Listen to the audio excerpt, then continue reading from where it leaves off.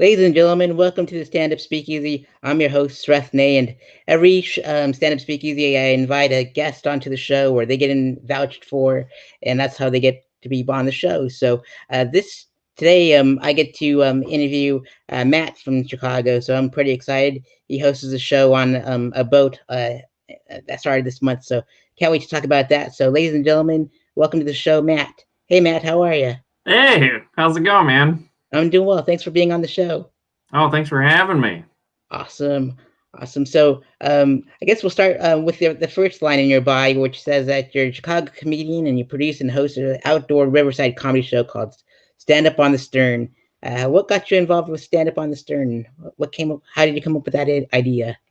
Yeah, it everything fell together pretty nicely for that one. I mean, it's one of those things where, we can't do a lot of shows indoors, and the couple indoor shows I was running, had to get shut down, and so it's like, okay, what can we do outdoors? Like how can we adapt? How can we make our own stage? And the a guy like affiliated kind of with comedy, Jason Martin, he works for the Chicago Electric Boat Company. He reached out to the theater that I used to do shows at, the Logan Square Improv, and he's like, I got this boat, and we got these huge docks that look like it's like a kind of a natural amphitheater. It's like, why don't we just do a show on these boats? So the venue was down and the boat company was down to just let us use the boat. So we're like, this is perfect. Yeah, it's outdoors, it's safe. Let's get something going here. So it's been a fun, last I think we did 4 shows so far. Our next show is number 5. So Wow, that's pretty awesome.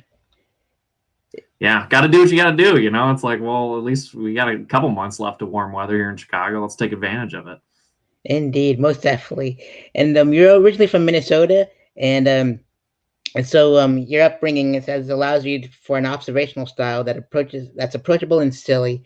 What are some funny stories from your childhood?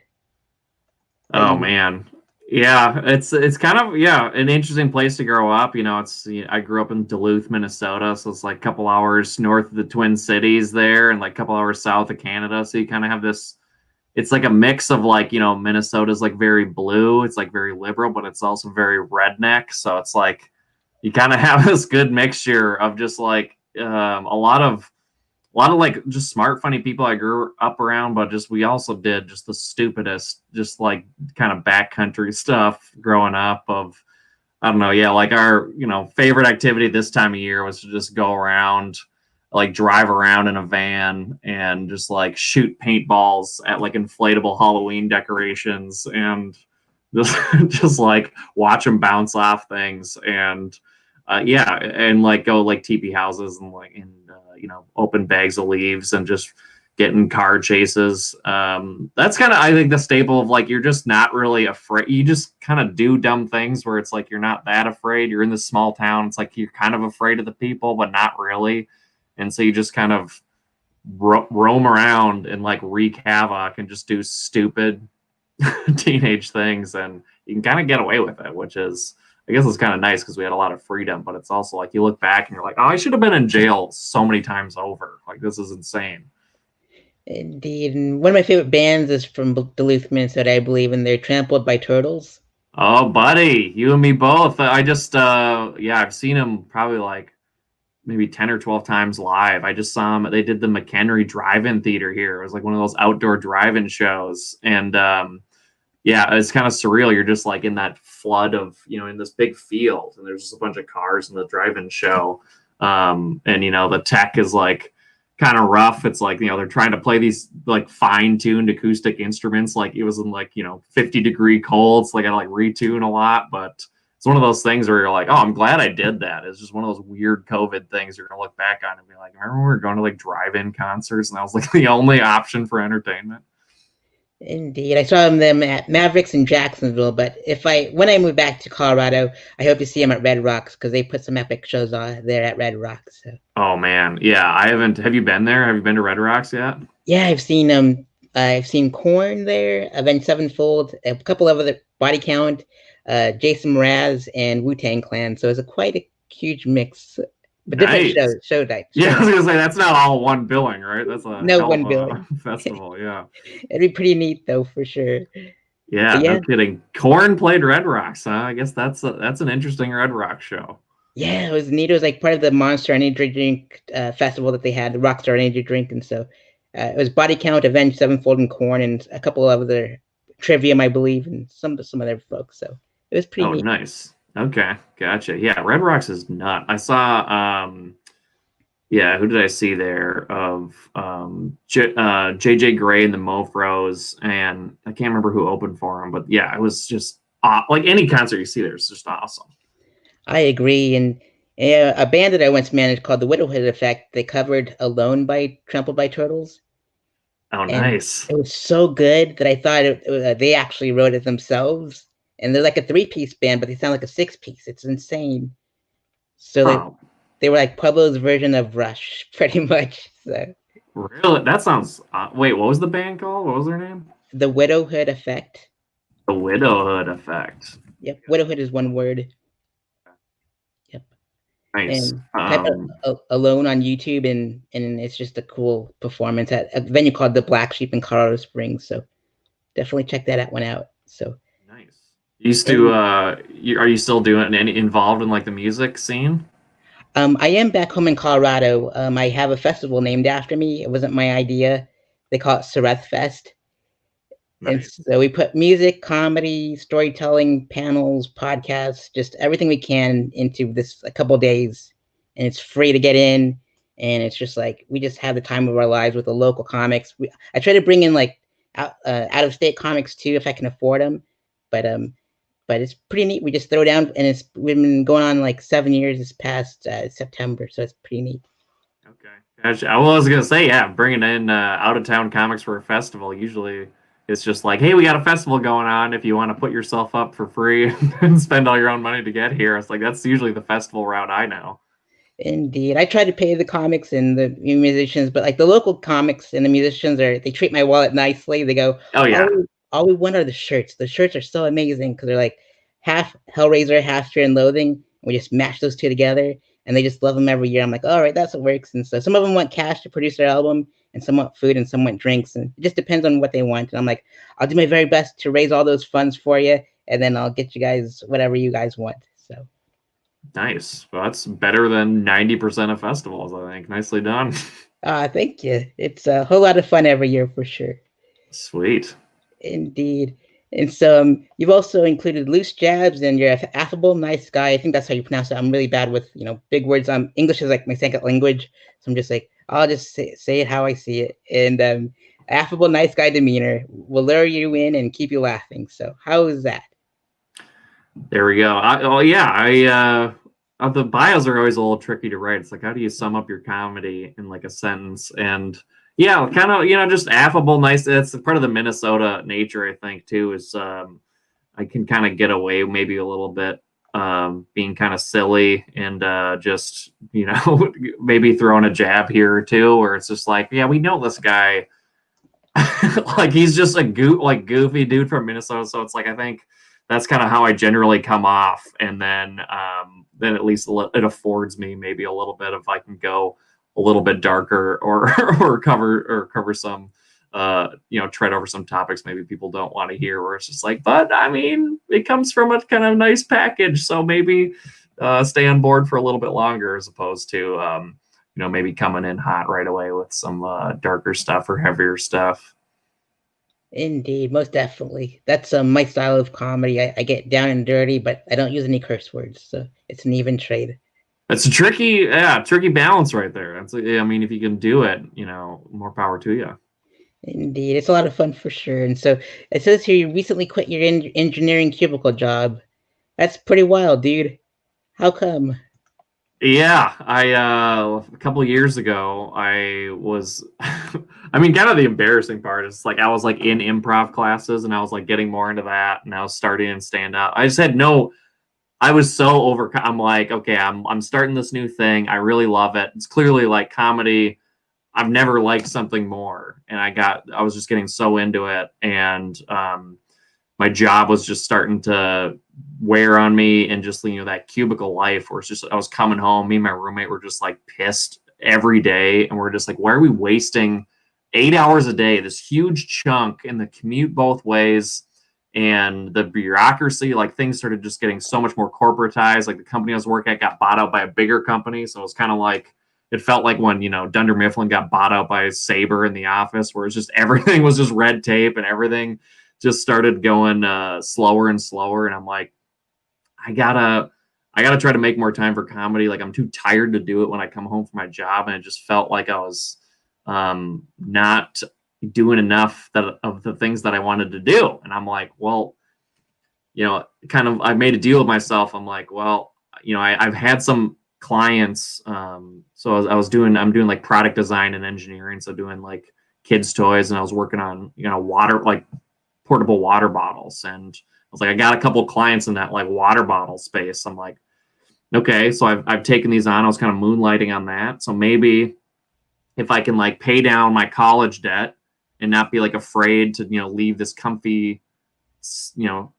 salary that's consistent, maybe I can take this leap and just like freelance, and then I can free up all this time to like write and then perform comedy and stay up until 2 a.m. and like hit the clubs and stuff, and then not have to just drag ass at a day job the next day. So yeah, took the leap. I couldn't, so the first thing I did, I like paid down my college debt, and then I still was too afraid to do it. I'm like, I can't just up and quit. Like, as it was terrifying. I'm like, can you just do it? I just didn't have the guts to do it. So I like scheduled my buddies were going to Europe, and I bought this plane ticket when they were going to Europe. And I'm like, okay, I'm just going to go to this thing that I have no vacation days for. I'm going to be gone for 2 weeks. So I'll have to quit. That's the only other way I can do it. So I scheduled the plane ticket. And I'm like, all right, it's out of my hands. And now I got to quit.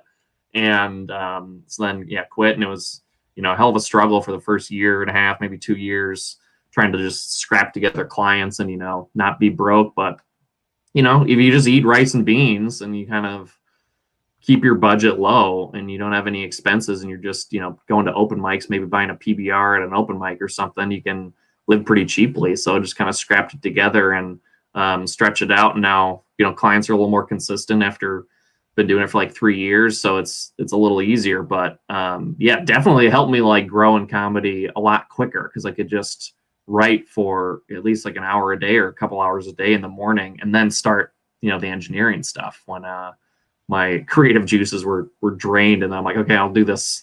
I'll do the actual, money making work now that I've done the thing that I like. I got that done. So now let's, focus on the other stuff. So I like that schedule a lot more than just like having to be somewhere and being told like, yeah, you got to work on this now. You got to be here at a certain time. Like it just didn't, it was just like took a huge toll. And then, being out of it is it just agrees so much more with what I'm trying to do. Absolutely. And I love the Office reference. I love the show, and like the comedy show, the Christmas specials that they had on The Office was like my favorite show that I look. Those ones, the comedy specials in The Office, were like the ones I look forward to every season. So yeah, Dwight's German Krampus. Yep. Oh my God, it's so good. Absolutely, indeed. And I totally feel you on, the jobs that pay the most are sometimes the jobs that you hate the most. And I've noticed that about my, the jobs that I've had. Like my parents hardly paid me anything when I was working for them. I was like the dishwasher, but it's like, but I had the time of my life. But then when I worked for like a cell phone store and I was making a lot of money, it was just like, ugh, drains your soul. Yeah, sometimes the cushier it gets and like the more free time, like the more bored you are, you feel it just lowering. It's just like every piece of you just gets like squished down, and you're just talking to all these people that you don't want to be around. Because that's the great thing about like a dishwashing job or something. Or like I worked at like a golf course in high school, so it was just like sitting on the range, driving that picker around that picks up the balls on the driving range, and just like it was me and a bunch of my high school buddies, and then we just go like dick around in the woods, like hit balls out of there, just like pretend that we're working and just go sit in the woods. And we're like we're cleaning carts off, and we're just bullshitting the whole. And it's like, I think that was probably the best job I've had or will ever have. It was just like, it was great. You're just hanging out with guys shooting the shit. And then, sometimes you just get to an office and you're like, I don't like 90% of these people. Like, why why am I spending all my time around these people and not like with my tribe of people, the people that like light me up or like I'm excited to be around? And it's just like something doesn't add up here. And it's like, yeah, hopefully, you can make a change and get out of it. But Indeed. When I worked for the cell phone store, we would try and hang out and go bowling, but they would always talk about the next best phone. I'm like, come on, guys, can we just talk about turkey? they're taking the cell phone store stuff to bowling. How Yeah, into cell phones do you have to be to like take it that seriously? That's hilarious. right. It was horrible. I just kept on thinking about getting gutter balls and getting turkeys and all that stuff. But so now you produce a show called 2 Weeks Notice, where comedians tell stories about their awful jobs, and we just talked about our awful jobs. So, how did that come about? Basically these types of conversations where it's like, a couple, comedy buddies, we just love talking about shitty jobs that we've had and like odd jobs, and just every comedian has great, like, I feel like every comedian just works odd jobs and just has a million stories from them. We're like, why don't we have something that's more like storytelling format around, like, I don't see a lot of shows that are that storytelling format in general. So we're like, we kind of wanted to make one of those. We're like, why don't we just do it about jobs? Like, the guy I started with, the comedian Vineet Bade, he quit his job like the same time that I had. And then he ended up moving to New York. And then my other buddy, Jeff Kemp, like got fired from a job like right at the same time. And we had both gotten fired from jobs. And so we just loved, bitching about it. So we're just like, okay, we got to just, make this a reality. So that's kind of how it is. So the format's like, you have 3 comedians on the show and they'll do a set or like a rough story or, some jokes about their previous jobs. And then we'll like interview them afterwards. So we'll be on the stage, ask them questions. We'll take some like audience questions and just kind of like riff with them. So it's a fun thing of like, you get to see someone's rougher material. It's not just their polished like tight 5 stand-up set that you see at like every show around the scene. So it's fun for us to just see like, oh, what's the other side of these people's material that I don't normally get to see at like a Laugh Factory set or a Zany's set, here in Chicago. And then you get to like interview them and just riff with them on stage. So it's like you get to kind of do a little bit of like the improv element, which I kind of miss. I'm not doing as much improv anymore. So it's like, oh, we get to kind of like blend both these factors like stand-up and improv that we like together into one thing. And it's just a little more loose, a little more, you can kind of drink a couple beers while you're doing it and not worry about messing up. So it's a nice format. It's in a brewery too. So it's just like, pretty relaxed vibe. And so that one's been super fun. I mean, before, everything locked down, but hopefully it comes back.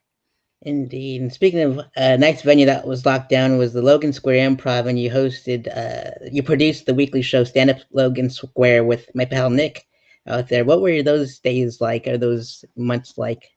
Nick Davis, yeah. So we started that as like an open mic. It was a Tuesday open mic, which was just super fun. Like it had a great vibe of, it was just like a small black box theater that our 2 buddies, Andrew Lemna and Alex Proshodko, that we met in IO, now gone as well from COVID, but we met during classes there, and they ended up just opening up this little black box theater. And so they wanted to do kind of like a stand-up open mic. So we started that, and it was just this great, like, loose vibe too, where it was just usually just comics hanging out. And so we never, you try to do like polished jokes and they just wouldn't work. So eventually you just like give up and just start riffing about your day or something. And that's the only stuff that would work. And just, man, some of the fondest memories of like, I didn't know Nick at all, Nick Davis, before going into that open mic, that we had just kind of both stumbled into that with we both knew the 2 founders, and we started hanging out more, and we clicked right away at that open mic. So it's just some of the my favorite memories of stand up are just like huddled around the cold, smoking outside of the theater, like after the shows, and just like everyone, all the comics, like kind of huddled up, like cold, like having cigarettes outside, and you're just like riffing in a circle. And it was just a great hang every week. And we always like brought a 12-pack for people, and so it got we were like, at least had a couple beers for people, and everyone brought their own stuff too. It was like a BYOB space, so it's like you're kind of getting a little buzz on a Tuesday and just like hanging out with your buddies and shooting the shit outside, and it was just like a no expectation type of thing. Like you're not afraid of, having a bad set. Like it just doesn't exist there. It's like you can't really, you can bomb, but it's like you can just talk about whatever. Like there's no, no one's watching you. There's no gatekeeper from, there's no booker that's sitting there, that's going to be that's going to be deciding your fate. So it's just, kind of an opportunity for people to let loose, and then so that evolved into Friday's show. That we started doing that Friday show at 7 p.m., kind of an early show, and which was kind of nerve wracking because those guys had been doing improv shows there, as an improv theater, and their improv shows were just hot. They were getting like packed, they were getting traction. They get a couple like sweet write ups that were coming in. We're like, oh, we got to compete with this. Like we got this hot, Friday show right after us, and we got to bring people in. So it was like a little slow to start, but just slowly, you just Nick and I were like, all right, I think if we're just a friendly face, we start on time, we're consistent, we book good comics that we like, and we just aren't, we don't like bring around a lot of like just kind of, there's a lot of not so friendly people in the stand-up scene. So it's like, yeah, just don't book those guys, just book friendly people.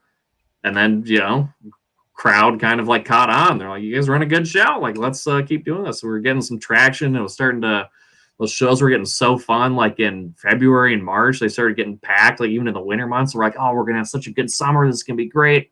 And then, everything shuts down. It's like, man, right at the worst time, we were just having so much fun with that one. Indeed. I'm glad you don't book those negative Nancy's. There's some in every scene, it seems like. Yeah, it's tough, and it's like you can be super funny too. It's like but you got to be so funny to justify just being like super negative and down on everything, and just like not fun to be around. Where it's like, you can have some of those guys, but I think eventually like an audience picks up on that, or they get sick of that, and they're like, well, if you like hate this clearly, why are we listening? Why are we in the audience paying for this? So. Yeah, just trying to facilitate, I guess, just an overall, good time at that show. So, excited. I mean, to keep going with Nick, once things pick back up again, he was, awesome co-host. Yeah, did you know him for long in Florida? Yeah, like we started like doing. Well, I moved here like 4 years ago, and he was one of the first Jacksonville comics I ever got to meet, and he was so kind, and you can tell by his loving presence, and he gave the best hugs, and such a fine fella. So it was. Oh awesome. My God, yeah, the biggest sweetheart. Absolutely, that's great to hear. Just I'm glad you met him first. He's definitely just one of the sweetest guys in comedy. Absolutely, indeed. And for those negative folks, it'd be funny to see like Debbie Downer, the sound effect, and to be played whenever they bomb or something. That'd be hilarious. Yeah, just bring that in for him, being like, all right, you can be negative, but we're just gonna blast a trombone in the background every time your joke flops, just to really emphasize it. And then when they do hit, just play the drums for him, but lighten the mood for him. And you've also performed at the Laugh Factory too. And what was that like at the Laugh Factory?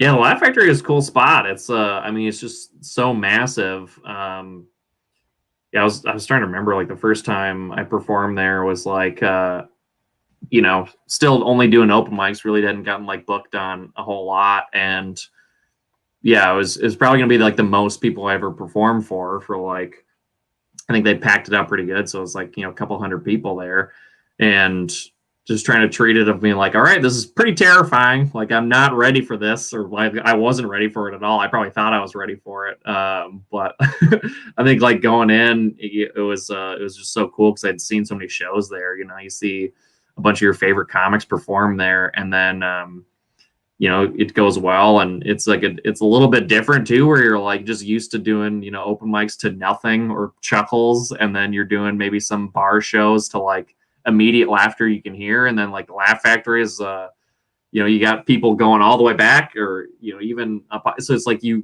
laughs are kind of like longer, and you're like, oh my, this is what they're talking about when you got like a little bit longer laugh, or you got to wait in your punchline a little bit longer to like let those laughs develop and cascade, and your timing's like a little bit different, and And I think material wise too, you got to be a little bit different, like club material. So it's like all those things. Like I kind of maybe heard anecdotally, and then I, doing the first set there, is just like, oh, this is what people were talking about. Yeah, it is a different beast. It's a different animal going in there, but that was super cool, and it was, a place that is like, it holds a lot of weight in Chicago because it's just a lot of good people go through there. So when you go there, you're just like, oh hell yeah, this is gonna be good. You're gonna have like a good crowd, like people are ready to laugh. They know what the spot is. They're expecting it. It's not like some bar shows where you go in and you're just surprising people. Like they have to turn off a baseball game for you to perform, and you're like, no one likes comedy here, but I'm gonna bombard them with my half-baked premises anyways. Indeed, for sure. And you've also performed at Zany's Rosemont, and there's two locations of Zany's. What's it like performing at the Rosemont location?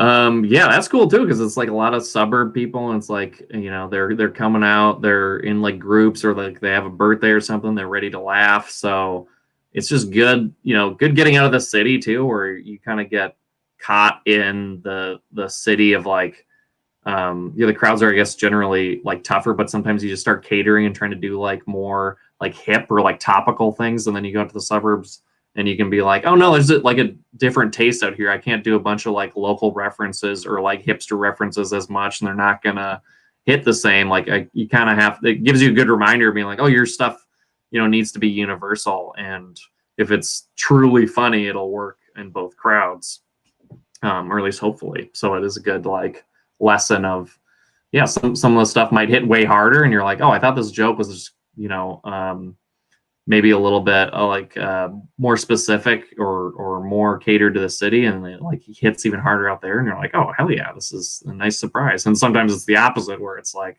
the thing was working great and like, my hip like neighborhood in the city of Chicago, and then you go out there and everyone's like, what, we have no idea what you're talking about, dude. And you're like, oh yeah, I need to update this for sure.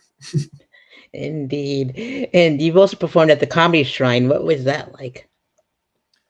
Yeah, they redid that one too. I think it used to be, I mean, the premise of it is like he has just every piece of comedy memorabilia like ever. So you walk in and it's just like every action figure and every toy from like Seinfeld and all these comedies. So you're kind of like walking through this, like, is this a museum? Is this a comedy club? I don't really know what's going on. And then, but yeah, it's a good space, good comedy club there. I think they shut down, in the summer and started like revamping everything. So that'll be cool to check out once that's all done. Most definitely. And you've also performed at the Madison Comedy Week at Comedy on State. What are some stories from that event? Oh my God. Because Comedy on State is like the perfect club. It's I think that was probably one of my favorite shows I've ever done. That and like in Comedy Quarter Underground in Minneapolis. It's like, because Comedy on State, it's like it's in a basement, and it's like college kids they're smart, they're laughing at the right things, and all the drinks are like $3, so they're like at a good level of buzz. So they're like ready to laugh, they're getting the right things, they're decently like hip crowd, and just the layout in general is insane. Where it's like a baseball diamond, where you're standing in the corner, and then the like walls feather out to you, so you have no blind spots for the audience. So you see everything in front of you in like a triangle. So the audience is so you're just, all the laughs are like coming right at you. And then for anyone to get drinks, they have to like go behind like an accordion sound curtain to go back to the bar. So all that bar noise is just caught from that curtain. So nothing's bleeding into the audience. So you're just performing. There's no distraction. It's all towards the performers. They're like videotaping the sets. It's just like, if you're a comic, you're looking at it, you're like, they did everything right. This is like, every comedy club should just take notes and be like, all right, look what these guys are doing. This is what we got to do. And hopefully I can get back up there soon. It's just like, yeah, definitely worth it. If you come up to Midwest, that's the one to check out. Indeed. And earlier we talked about my festival. You also you performed at the North Carolina Comedy Festival in Greensboro. What was that like? Yeah, that was a fun one. I think that was the second festival I ever did. I was supposed to do it again this summer, and I think they tried to reschedule it and then they canceled it. But that was it's a great city. Like Greensboro is just like it's super green. It's in the name. It's it's pretty. It's a great outdoor. There's like hiking and stuff that we could do, and I met a bunch of comics from Boston and like New York, from all over that I wouldn't have met otherwise. Which is the best part about this festival. It's like comedy summer camp, where you're just hanging out with comedians and everyone's there for the same purpose. So you're like, all right, we're gonna do one set.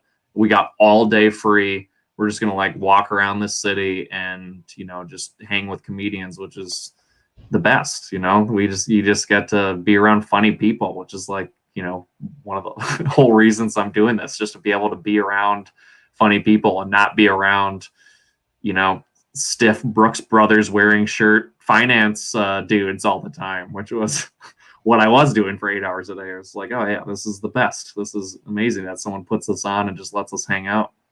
Indeed. What was the other festival that because you said that this one was your second festival. Which one was the other one?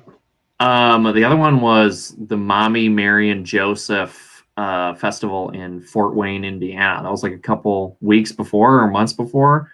So I think that was the first one I did. And then, so I met a bunch of those Fort Wayne guys, like Alex Eakin, who was hilarious. And he was putting up a bunch of those. And that was nuts. Yeah, I got to do like, 7 shows in like 2 days. And it's like, oh, this is sweet for this amount of stage time.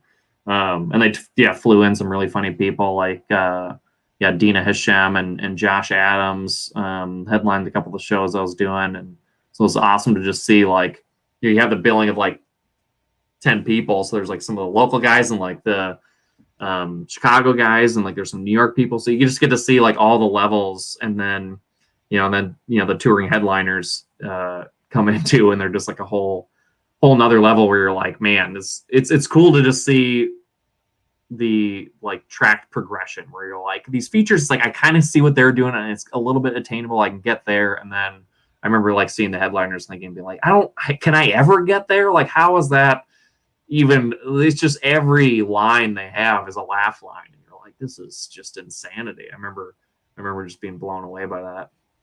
Most definitely, indeed. And we talked earlier about you're a practicing mechanical engineer. What are some of your favorite projects that you worked on, other than the water bottles earlier that we spoke of?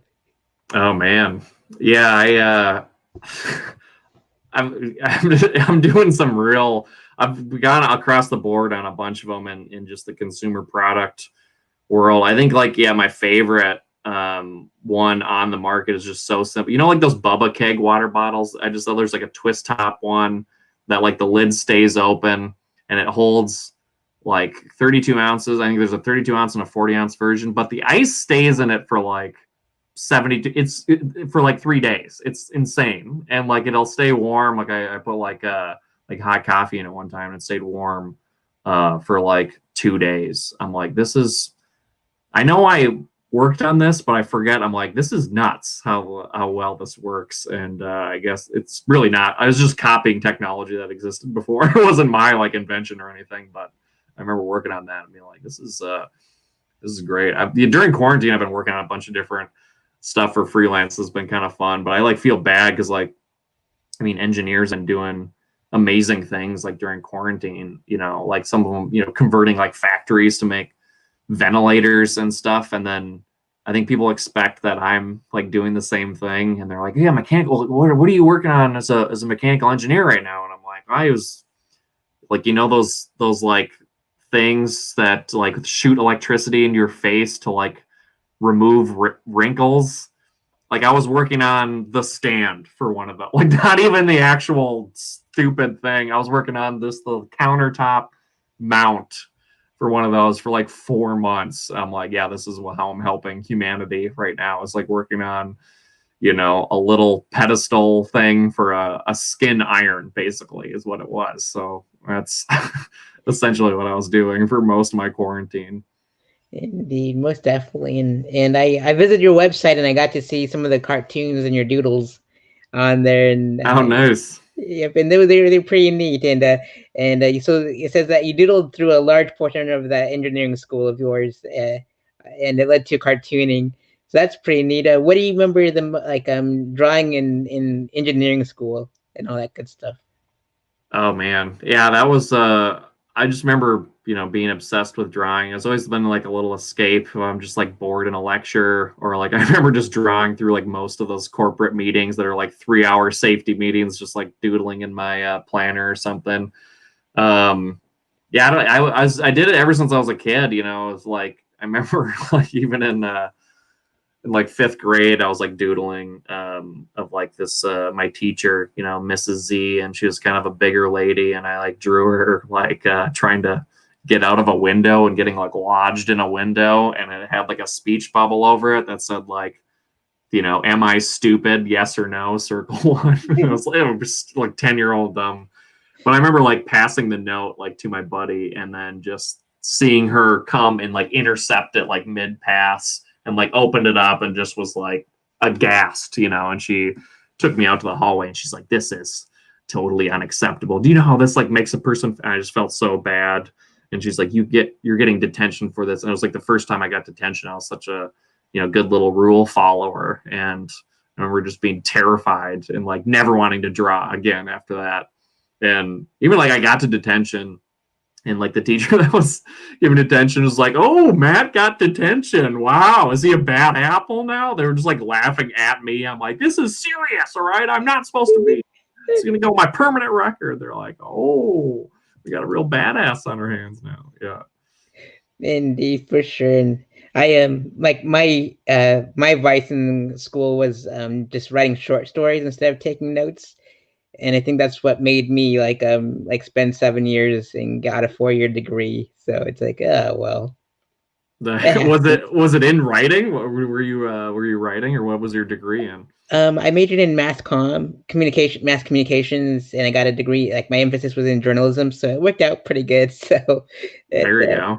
yep, I was horrible at math and science, so I'm like, get me a degree that'll get me out of math and science, and they're like mass comm, and I'm like, sign me up, and so I just ended up getting that, and it rolled into concert journalism, and I picked that class because they had a screenwriting class, and because I loved movies too, and so that was like my gateway drug to go move to LA. So it was pretty good. Nice. So you moved? Did you move to LA after college? I did. I had like a good reason to. I Before I graduated, I did my summer internship with my favorite director, who is Clive Barker, who was responsible for like Hellraiser and Candyman and stuff like that. Nice. And so that's why I love Chicago so much, because Candyman, and so I'm like, I just had, for that internship, I asked him, hey, can you teach me how to write scary stuff, and then he took me on, and it was pretty neat. It's like the whole story's on my website and everything like that. So Nice. Let's check that out. That's awesome. And did you stay there for long then, or did you move to Florida from there? yeah, I stayed there for. I was hoping, they would be just the summer internship, and I'd be done with it, and I would graduate college. But on the final day of that internship, he goes, "I want you to come back. Here's a painting. Hang it up in your office. I want you to come back as my apprentice." So I'm like, okay. So I ended up staying there for 3 more years and learning from him. Like it was the most insane, fun time ever. That's incredible. I just like snapped together. That's yeah, like a dream come true, I bet. Indeed. And then my journalism kicked in again, and I said I want to be a concert journalist. So I would get paid to go to these concerts all over the place, all over LA. And like the Sunset Strip was my home, like almost every single night. And I got to see all the bands I grew up listening to in the 90s, and just for free. It was like heaven on earth. Oh my god. Do you have any favorite shows that you saw there? I saw Deftones at the Palladium, sold out. My 1 year Oh, anniversary. It was just fantastic. Sold out nice. completely. Lamb of God at the same venue on Halloween night. Um, and I saw Cypress Hill sold out at the House of Blues, sold out too. Like they would give me all these sold out shows because they knew that they loved the way that I wrote. Like I would, it was truthful and unbiased, and it was honesty, like from a fan's perspective. And no, and they knew that I was like, associated with Clive, and they're like, here, free tickets, free photo passes, it's all yours, all the concerts, even sold out ones. I'm like, this is fantastic. It's like heaven on earth. Yeah, that's nuts. How did yeah, and that were you into comedy then, or were you just kind of only into music? Not at all. Surprisingly, I was just there for the music, the concert journalism, and I was just making Clive laugh, like with all my silly stories, like all my wild adventures. He goes, "What's it like out there, kid?" And I would tell him all these, wild stories, and he goes, have you ever tried doing stand up? And I'm like, nope. But he goes, well, before you move, because I told him I was planning on moving back to Colorado because like all the venues were closing and I was feeling all sad and blue. And he goes, before you move to, Colorado, promise me that you'll perform in front of my employees at a coffee shop at an open mic, wherever you pick the spot. And I'm like, okay. So I did that, and I performed at an open mic, dressed up as my superhero alter ego because I was so scared. And it's a Wu Manchu Wu Tang superhero. It's a funny story. It's on my website too, and the guy goes, "All right, you signed up, you did your jokes," and I went back to my car to switch out from my Wu Tang stuff to my Rage Against the Machine shirt, which I picked up from their show while I was living out there. I got to see them like one of their one last shows, and he goes, "Hey, where did that Wu Tang guy go?" And I'm like, "Well, he had to go somewhere." He goes, I believe it's you. I have a funny feeling it's you." And he goes, "You're pulling an Andy Kaufman on me, aren't you?" I'm like, maybe I am." And so that was it. And so I moved back to Colorado, did some open mics, never got onto a show. And then the funny thing is, like, my festival happened before my show happened. And the Sareth Fest name came from Clive Studio because it was like a film festival that happened there first. Like my buddies named the festival after me because I told them I was moving to Florida. And so that happened first. My first show ever happened, and like 4 months later, it was my roast, and that's like on my website too. So like you'll see all my buddies roasting the crap out of me for like an hour, and it's like hilarious. Like it's like a good hour to like just, if you need a pick me upper, that's watch that video. That's a lot to take on. Yeah, like starting out, and you're like, yeah, let's go right for the roast. Let's just go right into the like my insecurities. Let's do this. Absolutely, it's brutal. They make fun of me eating cats and dogs, and they just all the Asian jokes I could handle. So it was it was great. But yeah, and then I moved out to Florida, and I was really sad that I was leaving Colorado because I love Colorado. And it's like a blessing, like in disguise, because I got to perform like every single month and didn't have to worry about snow or anything, and got to meet so many fine comics, either touring or locally, and it's fantastic. Yeah, that's one of the like awesome things I hear. People from like North Carolina or like in Florida, maybe like a little bit smaller comedy markets, but it's like you get those people that are coming through on tour, and you get to see them or like be on the same billing as them, and like do these local shows and just get a ton of reps in those like smaller markets. Where I wish I was told that of like go to a Denver, go to a Minneapolis, and like start out there where you can just get up you can get up 2 times a night in Denver if you want to, and then like start meeting those comics there and just see really good people right away. Where it's like I started out in Chicago here like after I moved for a job, and it's good, definitely like helps you get good a lot faster than maybe if you couldn't get up as often. But it's like it's tough. It's like I wish I would have just like sweat out 5 years in a smaller market and get a bunch of stage time and like get on real shows quicker, where the stage time's a little more sparse and more competitive Chicago, where it's like, man, looking back, I'm like, it's not an ideal place to start out by any means, but at least it got me into it. Indeed, and they have you all have a great scene up there, and you guys, like when I went there like 2 years ago, it was like heaven on earth. I got to perform at the Red Line Tap when it was open, and the Annoyance Theater, and on the Little Annoyance Showcase, I believe it was. It's Nice. Yeah. Yeah. I was like, I can't believe we get to perform in a theater in Chicago. It's like my second try ever. It's like it was fantastic. It is kind of, you get a little jaded, I think, living here after a while. Where you're like, it's just the city I live in, and you just kind of get to know the ropes and everything. But I remember it was just nuts. I mean, like watching, comedy. I was like a comedy fan for the longest time, and just always ate at me in the back of my head of being like, I gotta try this, and I gotta try this, and then it wasn't until I got like fired from a job and my like relationship blew up at the exact same time, and I'm just like sitting. It was like February. It's cold in Chicago. I'm just like sitting there, just like, well, I thought I did everything right. I thought I went after everything that I was supposed to bring me happiness, and none of it delivered. So I'm like, well, what else is there? I'm like, well, you've always had this thing in the back of your mind. Should we just try it out and stop chickening out every time we think about it? And then, ended up doing that and just even like, going, like my first time I ever got on stage was like a show for like, there's like 30 people in the audience. I did like an 8-minute story of this show called the Blackout Diaries, where you tell just like drunk stories. And I'm like, I know I have a couple good drinking stories. I can do one of these. So I told this story about getting chased by the cops when I was like drunk in college, and like I was getting this foot race, and then I got like hit by a taxi while I was getting chased by the cops.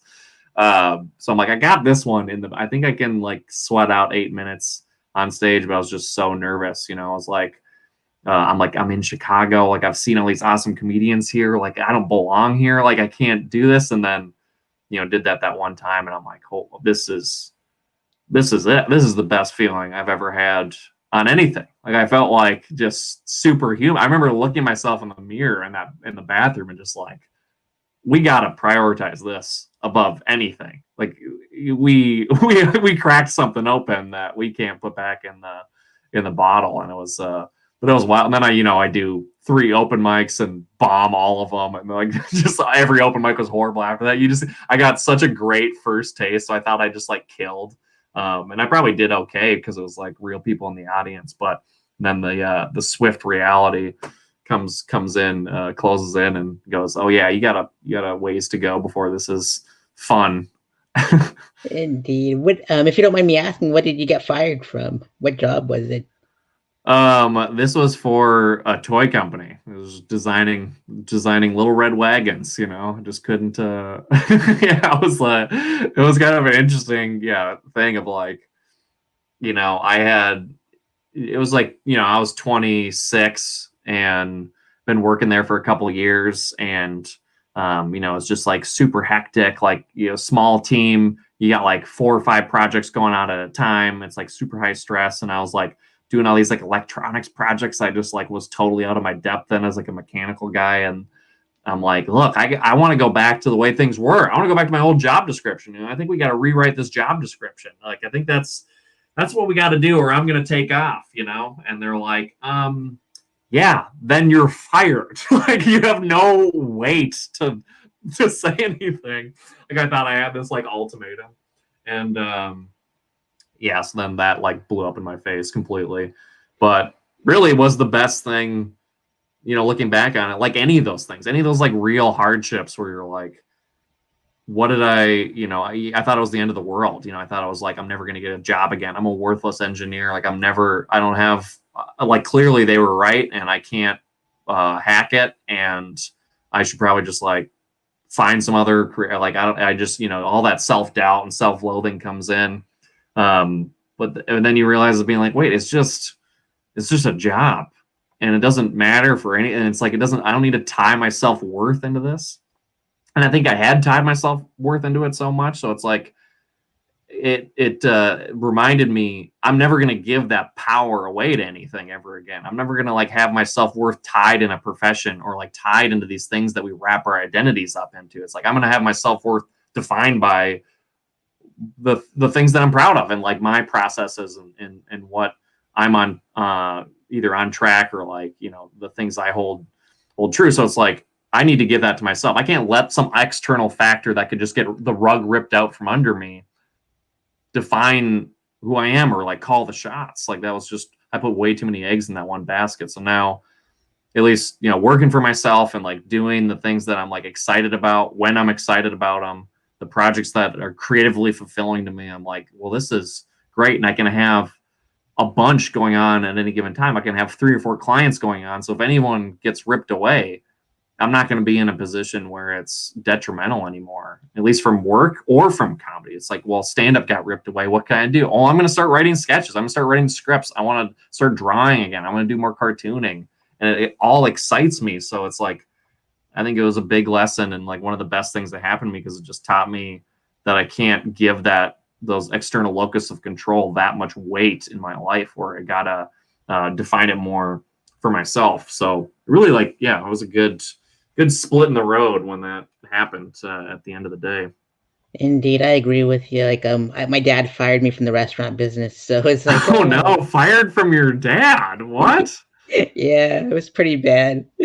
So like I was like, working with him like when I was 9 years old until I was 18. Like I started off as a dishwasher when I was 9, standing on crates washing dishes for him, and then a waiter and then the host and all that stuff. And then I thought I was gonna be a big boy, and like, my best friend was one of the waiters, and he promised me, let's go and get our own apartment. I'm like, okay.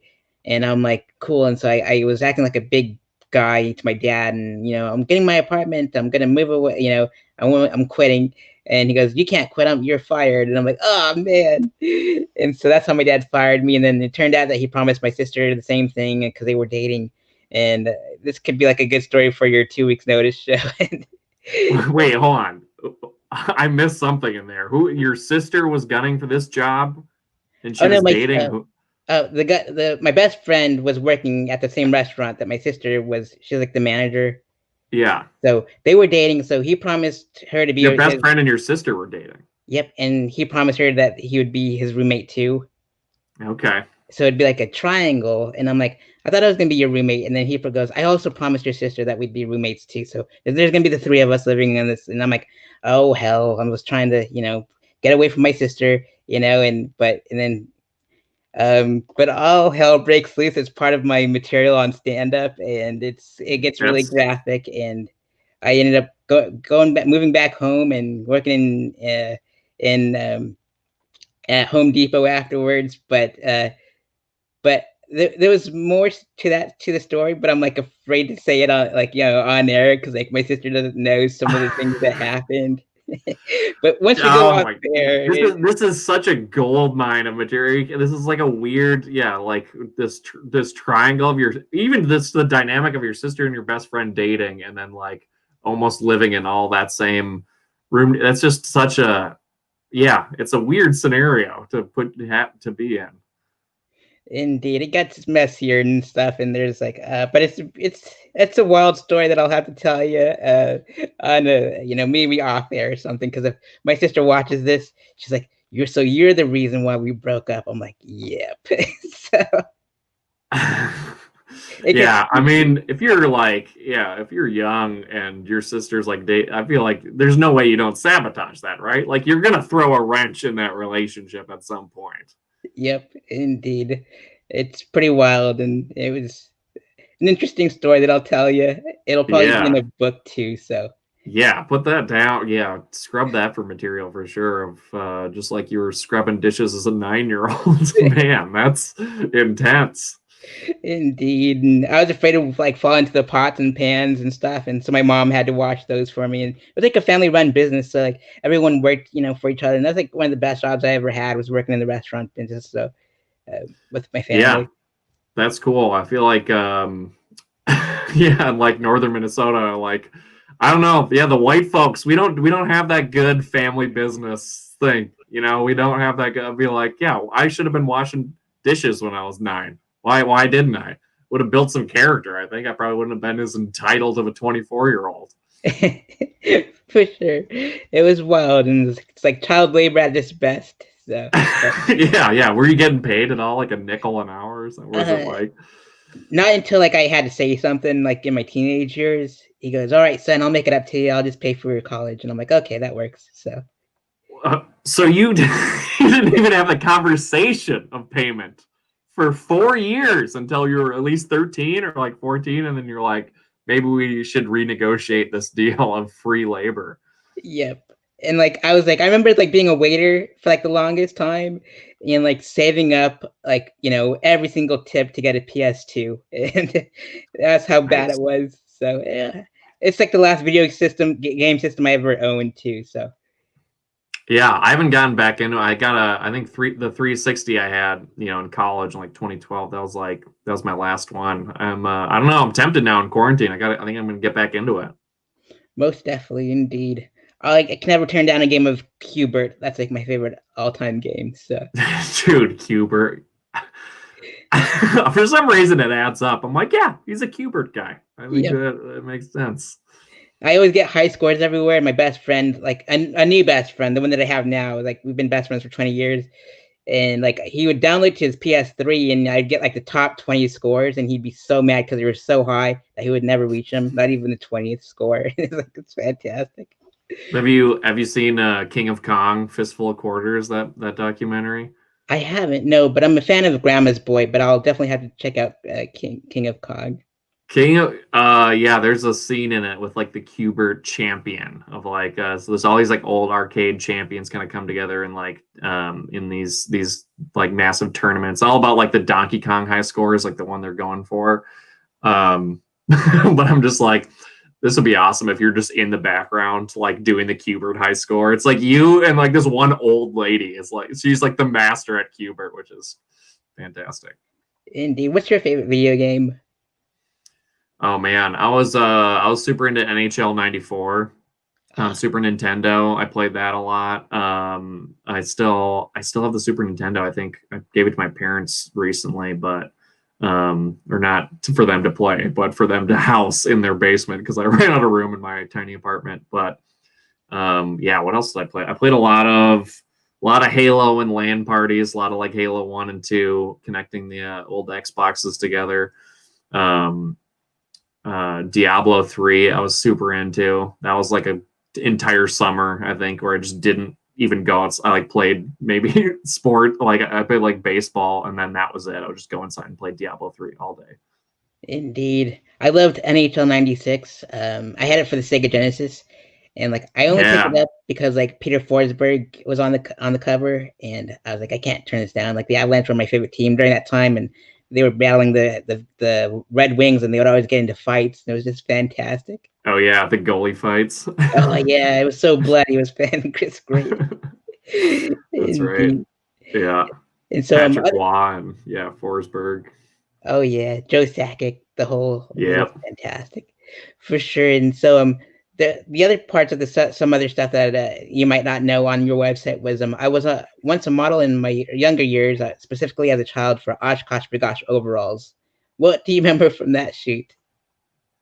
Nothing really. I remember not getting paid. Yeah, my mom absorbed those checks to something. I don't know I don't know where the money went, but I remember I asked her because I like when I was home, I kind of like forgot about it. I remember she like had mentioned it, and then she like pulled out this newspaper ad, and it was like me in like these like Oshkosh Bagosh overalls, like a bright rugby shirt, and like the paper for an ad. I'm like, what?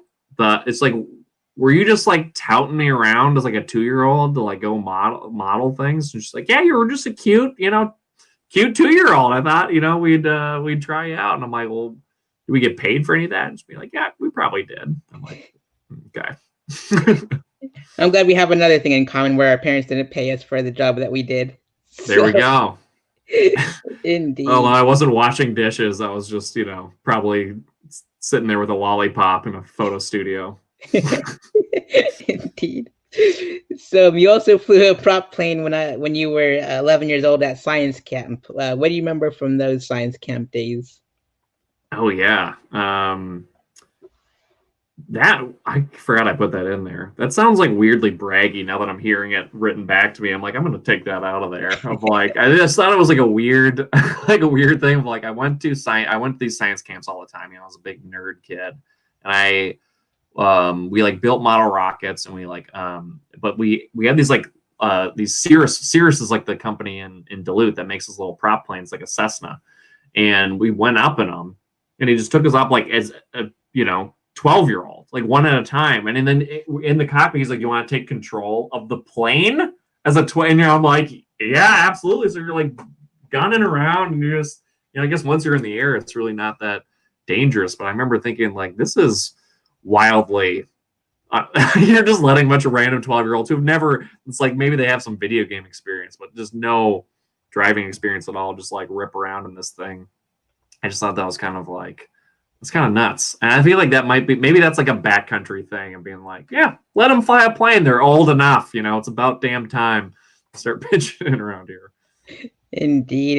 In high school, you were voted most likely to work at Dunder Mifflin. What do you remember from that? Yeah, a little foreshadowing there. Most likely to just enter into the crushing corporate world of paper sales or something. I think, yeah, that was mostly because I was just obsessed with The Office in high school and would quote it all the time with my buddies. I think that was it. There's also like the other superlative in there was like, will still be the German they put in the yearbook because I bought people beer with a fake German ID. I'm like, you can't put that in to the yearbook. Like that's gonna you're gonna blow my cover. Indeed. Like I worked in an office setting at a call center once, and I was like, I'd much rather be kicking it with Patrice O'Neill downstairs and working downstairs rather than upstairs in an office. That'd be much Oh, fun. And absolutely. indeed, crack jokes all day and play basketball and stuff with Patrice O'Neill. That'd be fun if he was still around. But Right. indeed, you also lost your car hood while going 70 on I-94. And when I read that, it reminded me of Tommy Boy when their hood flew off. So, Oh yeah, it was like the same deal of just like was just checking my music, going on the on ramp. Was driving to an interview for like my first engineering job ever. I had my dad's suit on, and I'm like driving 2 hours to go to this interview. I don't have a lot of buffer time, and I remember just just hearing this noise like shoom, and just the hood is just gone. I'm just like I'm looking in the rearview mirror, and I still can't see it because it's so high in the air, and I see it just like spinning around, like comes into frame, and like everyone behind me is like trying to swerve, like predicting where it's gonna land, like come in, and I'm just looking back, and it just spins around and just tomahawks itself into the ditch and sticks in there and it was like no one got hurt luckily, but I remember just breaking, like reversing back. I'm like in my in this big suit, like trying to just wedge it in the back of my Camry, and everyone's like honking as they're going by, like what are you fucking doing? And like so I'm just trying to wedge it in there, and it's not working, so I just like try to cover it with some grass, and like maybe I'll come back for it, and I'm like calling AAA. I'm like, do I, can I keep going? Like, do I need to get this replaced? Can I drive without a hood? Like, do you need it? And they're like, really, you don't need a hood technically. Like if anything, you'll just get better gas mileage. So it's just I'm like, really? We just never needed hoods. We could just go. So I just drove to my interview, like pulled in, no hood, just like walking out in my suit. I remember just super flustered. I was a little bit late. And I had like 7 back-to-back interviews with like engineering managers, like hiring managers, and everything for this company, and just told that story in like every single one of them. So like by the 7th interview, it was just like tight and it was down, and I was like hitting all the beats. And I'm like, I guarantee I got hired from the. I was like, I guarantee I got hired just because that story. They're like, yeah, we interviewed like 40 people. Remember that weird, like without a hood guy? Like this kid's got some grit. Like we need him on the team. Like I remember that kid. Like it was probably just memorable enough to separate me from the pack or something. indeed. And Matt, we approached an hour, and I wouldn't be respectful of your time. And like the second segment would be like 20 minutes long, and then the final segment would be like 5 to 10 minutes long. Would you like to do the second segment, or would you rather fast forward to the final segment of the show? I would love to keep chatting for hours. This has been a blast, man. But I think I might have to hop off at a little bit before 9:30. So I might not have time for the full thing if we want to just do the other one. Okay, for sure. We'll do the other one, and Yeah, we'll do a part 2 and do the second segment in the future. How about that? let's do it. Yeah, absolutely. Awesome. Yeah, and Chris Santiago, I'm sure you know him in the Chicago scene. We did a 2.5 hour one, and it was like I felt like I was on the Joe Rogan Experience. But Yeah, it is. It's fun. Yeah, it's like these things just fly by, which is a good sign. indeed, so we'll fast forward to the last segment, and then we'll pick up on in the future with another the 20-minute segment. But with this one, I'd like to have you nominate future guests on the episode of the Stand Up Speakeasy. So with that being said, we'll nominate your favorite folks. That is your favorite open micer. Who would you like to see on the Stand Up Speakeasy? A favorite open micer. Yeah, I'm gonna have to go with my good buddy Ian Molnar. He's been helping me out with the stand up on the Stern Show. He's super funny. He's a great dude. We went camping this summer, and just got out of Chicago and just hit the desert and hit the road. So it was a super fun time, and yeah, I got to give him props.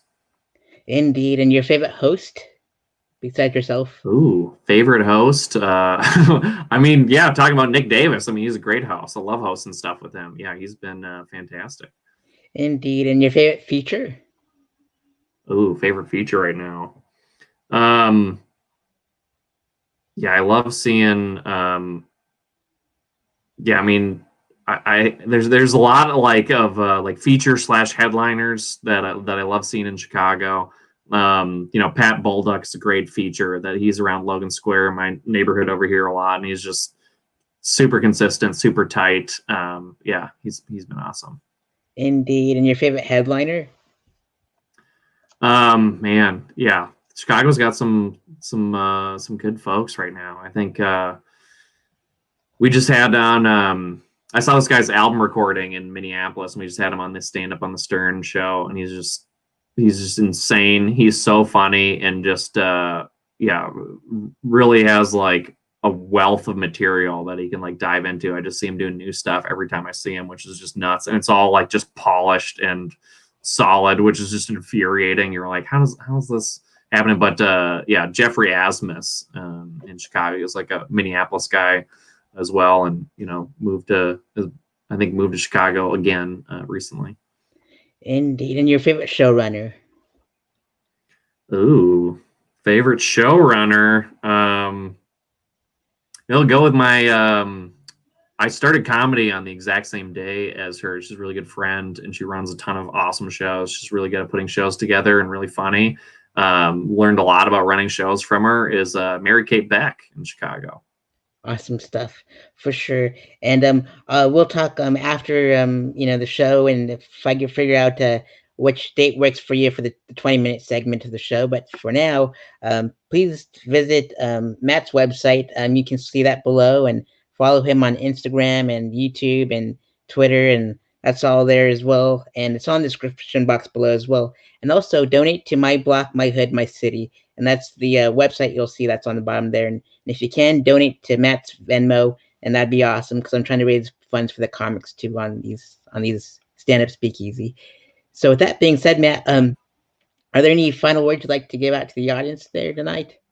Yeah, donate to that formyblock.org is great. Of like it gives like a lot of people that are like haven't, like a lot of people in like neighborhoods that haven't even seen like downtown Chicago. They end up doing these field trips for them that this like takes them downtown and gives them a site of being like, hey, here's some of the jobs that are going around on it. Here's what like an engineering job could look like downtown Chicago, and let's go in and like ask the professionals like, what do you guys do? Like, what are they interested in? Just get it on kids' radars that at least start sparking the imagination, because apparently a lot of them just don't even know about the career paths in general, like haven't got interested in that initial spark of curiosity. I think is key when you're little. You have to have that little piece to be like, this is possible. Like I saw it with my own eyes. Like this is an actual viable thing I can go chase. And I think those STEM fields can be so scary and just like off in the distance, but when you see them with your own eyes, of being like, there's someone that does this and it looks approachable, all of a sudden it becomes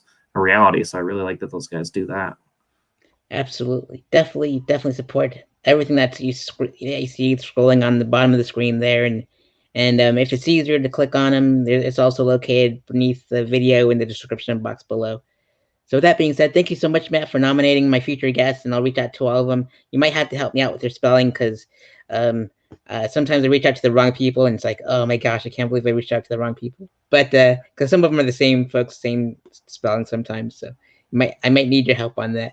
Oh yeah, that's usually how I get booked. Is they're trying to book some other Matt, and I'm just like, yeah, I'm also a Matt, white guy with beard, so I can work. I can jump on.